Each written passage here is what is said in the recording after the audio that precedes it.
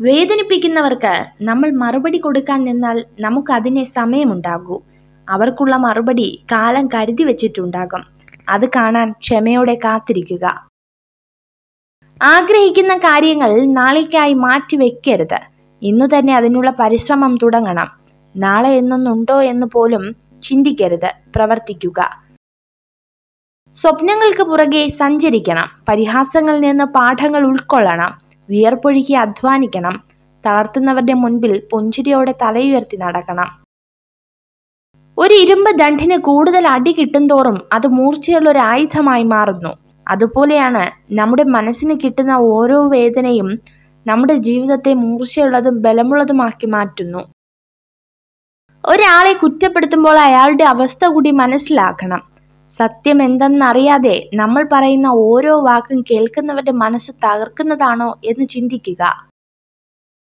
കൈവിട്ടു കളഞ്ഞെന്തെങ്കിലും തിരിച്ചു വേണമെന്ന് തോന്നിയാൽ കിട്ടിയെന്ന് വരില്ല. കാരണം കാലത്തിന് മനുഷ്യനേക്കാൾ വാശിയാണ്. ജീവിതത്തിൽ സന്ദർഭങ്ങളും സാഹചര്യങ്ങളും മാറിക്കൊണ്ടിരിക്കും. മാറ്റങ്ങൾക്കിടയിലും മാറാതിരിക്കേണ്ടത് നമ്മുടെ മനസ്സാണ്.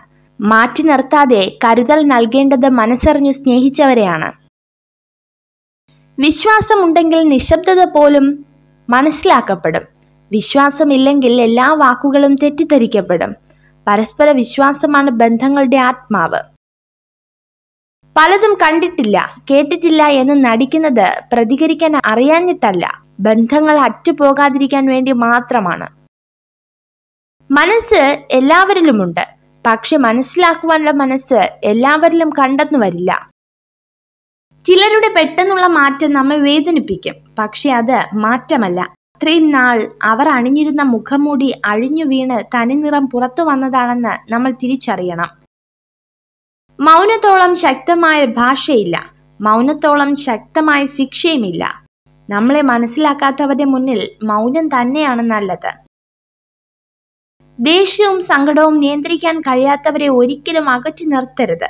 കാരണം അവരുടെ സ്നേഹം അത്രത്തോളം സത്യവും അതിരില്ലാത്തതുമായിരിക്കാം. തനിക്ക് ആകർഷണം തോന്നുന്ന പുരുഷനോട് സ്ത്രീകൾ ഏറ്റവും സത്യസന്ധരായിരിക്കും.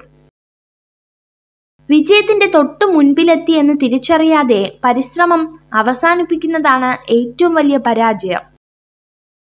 പ്രശ്നങ്ങളെക്കുറിച്ച് ആലോചിച്ച് സമയം പാഴാക്കാതെ അതെങ്ങനെ പരിഹരിക്കാം എന്നാണ് ചിന്തിക്കേണ്ടത്.